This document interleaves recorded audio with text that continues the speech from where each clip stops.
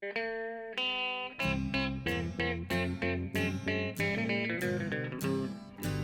out there, we're on the air. It's hockey night tonight. Tension grows, the whistle blows, and the puck goes down the ice. The goalie jumps and the players bump and the fans all go insane. Someone roars, Bobby scores at the good old hockey game. Oh, the good old hockey game is the best game you can name. And the best game you can name is the good old hockey game. 7 children. Bert and Frank Hurley lived on George Street. And the thing I can remember is behind Sacred Heart Church, they used to have a rink. And I can remember my mom skating around. I was probably 8. My dad couldn't skate from the boards to center ice and then go back again. I had to help him. And 3 of his sons played Division I hockey. So it was my mom that really was the person, well, my mom in Massena, New York. You had to be able to skate in Massena. Right, Mark? You got it. Yeah. And so really what changed everything, I think when the Seaway went through, we had to go to school, 9th grade, between 12:30 and 5 o'clock. So what I used to do, I lived on George Street. The Grass River was at the end of the street. I used to take my stick, puck, and everything and go across the Westovers rink all by myself for about 2 hours. And every time I'd shoot the puck over the boards, I'd have to dig into the snow where the puck went because I only had one puck. And when we were I think it was 14-year-olds, we're all in 9th grade. We lost to an all-star team from Boston that went on the national championship. And we only lost to them 4-1. So we had some pretty good players. So even back in those days, you were playing competition from out of the area. Yes, but not a lot. We mostly played Lake Placid, Canton minor teams and Potsdam. Give me some names of the guys you remember from back in those days, your neighborhood kids. Who were you playing with? Well, the neighborhood kids, we had the Shaughnessy's in our street. Okay. And we had the, who else? There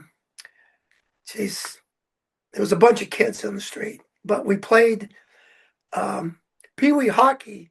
We skated from 9 to 10:30 at night, and we scraped the ice. And on the way home, good old Paul Morrill used to stop at the diner.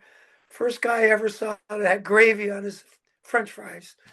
And we used to stop at the diner, and I'd get home probably 11:30, 12 o'clock at night.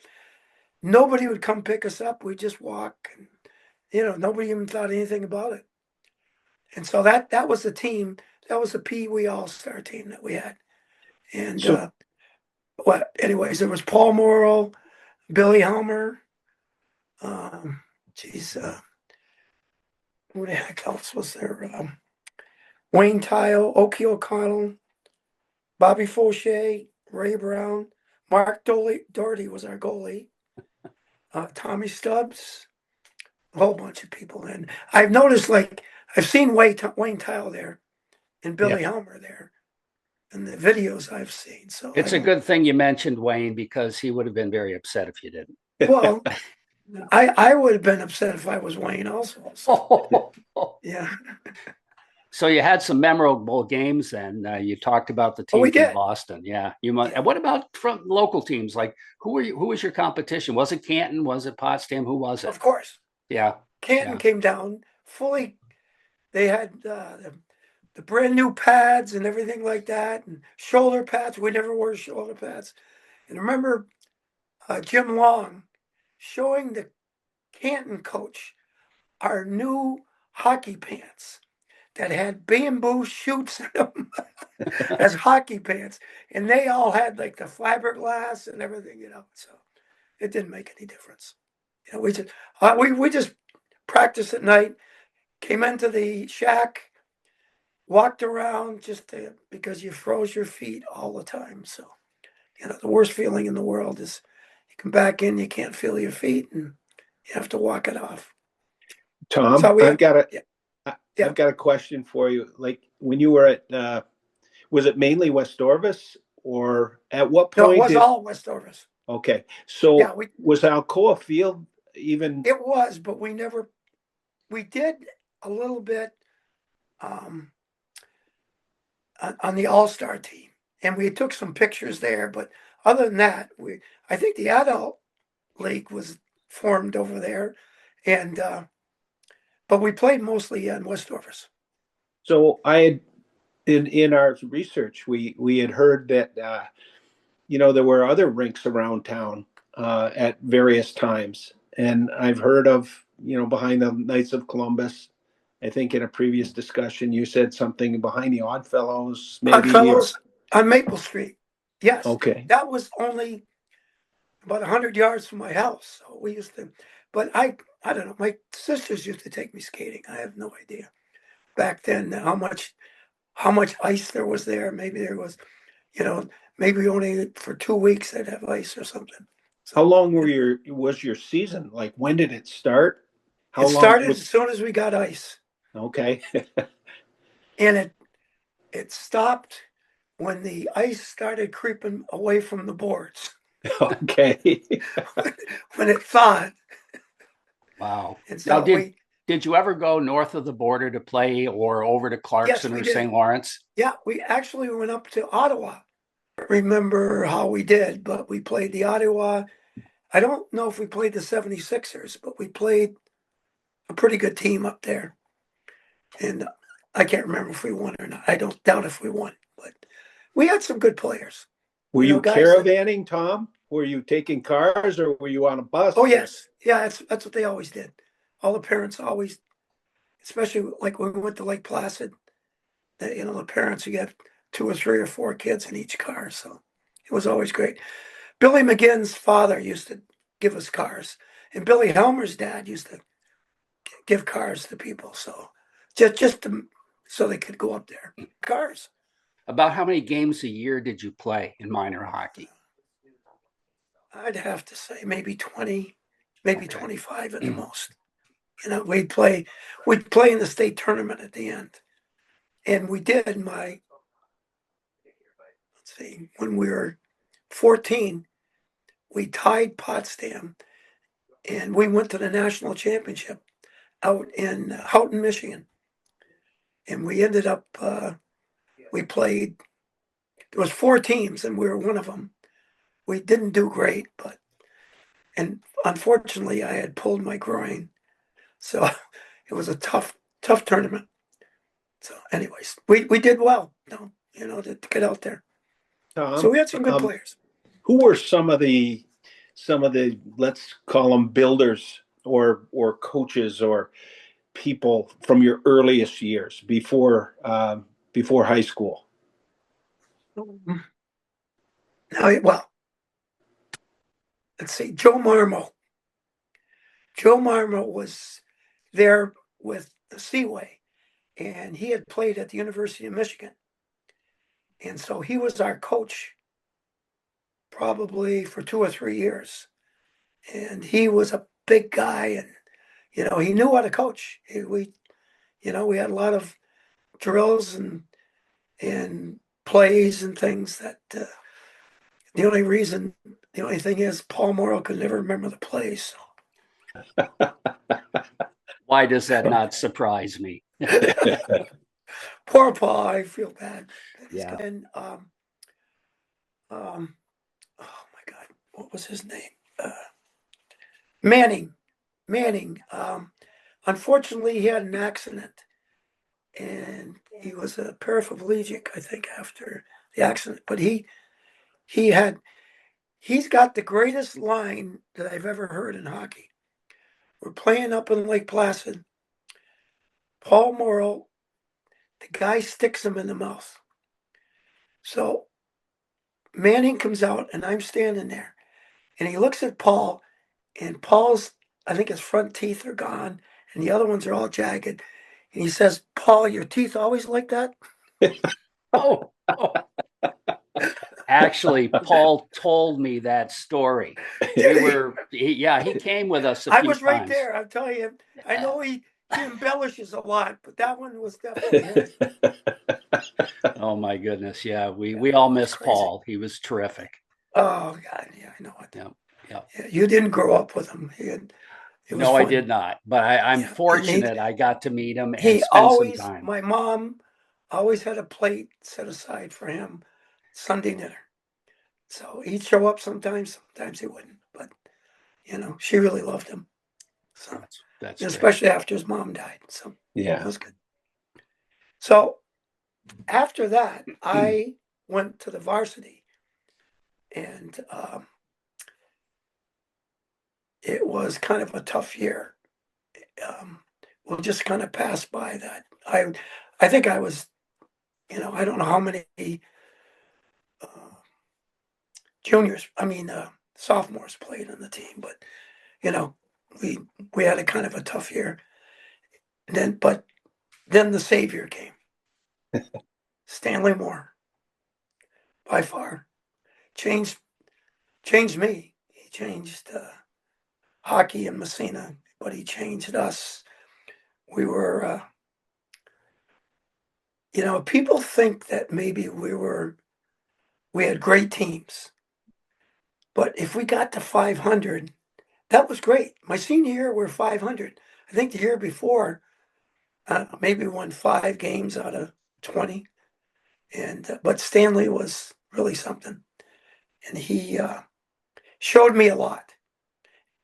Showed me a lot just watching him, because he was such a mechanically strong skater and just handling the puck. As people said, we could have put 20 guys across the blue line, he'd stick handle by us. But he always said one thing he did was always good, and we'd be out there practicing for like 2 hours, and then he'd say, "Next goal wins." All of a sudden, everybody gets the second wind. Everybody wants to score the goal. And so we did He quite continued that, Tom. What? And he continued that Did he? all throughout his career. And it was a big lift for all of us. And you're right. I mean, even when we played, he could stick handle through a men's room. I mean, Yeah, I know it. He was something. Yeah, he really was. And that's when some of the players, Mark Doherty was a fantastic goalie, and he played goalie for us for a couple of years. And we had Billy Helmer, and my line was Bobby Fauché and Ray Brown. We always liked Ray Brown because his parents had a basement that we could go to, and with a pool table and shuffleboard and everything. So it was always fun. But anyway, Billy, Tommy Stubbs, Ronnie LaCourse. I wrote some of these down, and one thing about Billy Helmer, and he'll tell you this. I don't know if he told you the story. I never had a new pair of skates until I went to Clarkson. I always had Billy Helmer's old skates. So every year I would get Billy Helmer's old skates. And so I was at a reunion, like a 10th or whatever reunion from high school. And I said, Billy, you remember, I used to use your skates? He says, yeah. He says, my brother used them 2 years before I got them. That's the way it worked then. They were broken in, that's for sure. So anyway, Stan Moore coming changed everything. Well, say you mentioned 500. Who were the power schools back in those days? Who were the teams that were beating Massena in high school hockey? Potsdam and Canton. Okay. Potsdam and Canton. Our junior year, though, with Stanley, we started something. We started, and we played very well against Lake Placid. We always seemed to be able to beat them, but Potsdam and Canton were really tough. I mean, our home rink was Potsdam, Clarkson Arena. So we didn't play any home games at home at all. So that was kind of tough. Mhm. But we survived. I'm trying to think of anybody else. Okie O'Connell. Say I hate to leave him. Ronnie LaCourse. I put a bunch here. Of course, Paul Moore always said, Paul, there's a story about him, and he was not one to pass the puck. If you gave him the puck, you never saw it again. But unfortunately, when Stan had his stroke, we're back. We always had this Hurley Open tournament. So Paul and I went to see him. So we're ready to leave. And Paul says to Stan, how many assists did I get my senior year? And so Stan puts his finger out with two fingers. Paul says, I can't remember the second one. Oh. So anyways, we loved him. We just, even when I was at Clarkson, he'd come and talk to me, and he was the reason I went to Clarkson, actually. So, but my senior year, I don't know how much time we have. Keep going. Okay. My senior year, I'd play center on the first line, sit out the second line, and play defense on the third line. And we're up in Lake Placid, and I got hit from behind, broke my thumb in such a way that they had to put a pin through my thumb and support it with rubber bands so it would stay out. So for about a month, I didn't get to play. Took the cast off. Then I could play with a cast. So we cut the stick down, and we opened the glove up so I could play. And so we ended up doing pretty good after that.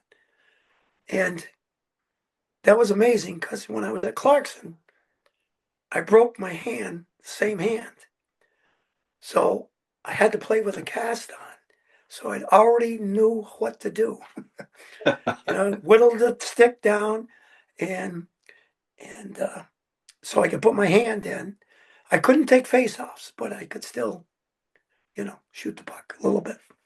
Who were some of the guys that you played with when you came to Clarkson? And tell us a little bit about Lenny Sklarski. Well, first of all, to get to Clarkson, I was supposed to go to Boston College. I had a scholarship at Boston College. Snooks Kelly told my parents, because Catholic school, my parents loved it. So he gave us a scholarship. Unfortunately, he came up when BC would come up and play Clarkson and St. Lawrence. And what happened, it was while my hand was broken. And he saw a game between Potsdam and Massena. And unfortunately, the guys had a tough game. Next thing I know, about a week later, he's calling my dad saying, I'm giving my scholarship to somebody from Boston. So I talked to Stanley Moore. He said, I'm going to take you right up to Clarkson. Went up to Clarkson, talked to Hank Hodge. Hank wanted me for baseball. They weren't sure that I could ever play hockey. And so I went there in a half baseball, half hockey scholarship. So I played in the freshman team in hockey and freshman team on the baseball, because then as freshmen, you couldn't play on the varsity. Not that I ever could have played on that Clarkson varsity team. But in between, I put on about 20 pounds between my freshman and sophomore year. So I went up to about 170, 175 pounds, and I think that really helped me.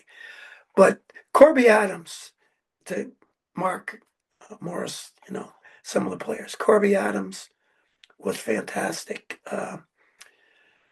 He was by far one of the better hockey players that I had played with. Big, strong. He was like 6'2", 200 pounds back then, was big. And it was Wilkinson, Purdy, and Corby Adams. That line was big. But we had a sophomore line with Harry Dunn and Jackie Morrill. Jackie Morrill's from Belmont, Mass. Harry Dunn was from Elliott Lake, Ontario. He had almost died with, I can't remember what it was now that I'm older, but he almost died. So he took a year off from Clarkson. So when he came back, he was a year ahead of us, but he was a sophomore at the time. And our line did pretty well. You know, there was some, anyways. Roger Purdy was the captain. From the time we dropped practice until we went to Madison Square Garden. In Madison Square Garden, we beat BC 9-3 in the finals. So I mean, we had a juggernaut of a team. And so Roger Purdy came up to me. We were having beers and, anyways. And he said, "Your line is doing well." That's the first time he talked to me. So, he said, "Your line is doing well." Thanks a lot. What have you done for me today, right? So after that, though, he was good. So, but that year we should have done really well. And as far as the coaching goes, like, how did that all work out? Who were you playing for then? Lenny Skolarski. Okay. And Lenny stayed with me. You know, a kid from Massena trying to make that Clarkson team. Yeah. I still remember the first goal I ever scored. It was like New Brunswick or whoever, those teams from the colleges used to come down. So, I don't know, maybe it was the second period. I probably didn't even touch the puck in the first period. One of our defensemen took a shot, and it went up over the goalie's shoulder, right in the crease, and I put it in. From that time on, I was a member of the team, which was great. So, anyways. And I know you kept a great relationship. I've heard so many good things about the Siglarski family. Oh my God. Lenny was, he, at times when maybe I was having some problems scoring or doing something wrong on the ice, he always, was really good to me. He never said anything bad. He always, whenever he'd say something, it was judgment, and he was trying to help you all the time. I mean, he did so much for Clarkson hockey back then. Just melding the American and the Canadian hockey players together, trying to get a team to work. So, and again, my junior year, I broke my hand, but I still did pretty well. And then our senior year, we, of course, lost in the NCAA tournament, the final game. It was probably the worst game we ever played. We ended up 24-3. Wow. And unfortunately, we beat Denver the first night, 4-3, and then we lost to Michigan State. We watched the game between BU and Michigan State, and we said, "There's no way." One of these teams, we'd already beaten BU, and Michigan. We'd already beat Michigan State. That came during Thanksgiving. We beat them by 4 or 5 goals. We just had a tough night. But anyways, Lenny was fantastic. His family, he did so much for us, Sandy and I, and my family, and Ursula. He was like a father. Pinky Ryan, your trainer? Yes, Pinky was a trainer. You come off the ice, and if you weren't dead, you're going back on the ice. Dr. Stevenson was the Stevie. Dr. Yes. Stevenson was he set my hand on a Friday. I broke my hand against Princeton on a Tuesday. Came back on Friday, and he set my hand. He just pushed it back into shape without any Novocaine, anything. And we put a cast on it, and away we went. So anyways, we're different. I think we're pretty good. And a lot of people from Massena used to come up to the games, especially my parents did, and my future wife, Sandy, she always came to the games, and so it was always helpful to have them there. For sure. Yeah, and so I'm done with Clarkson now. The baseball, I ended up to be captain of the baseball team, and it was fun to play, but it wasn't. You didn't go from. You went from playing major league hockey, major team hockey, and we played St. Lawrence about 100 times.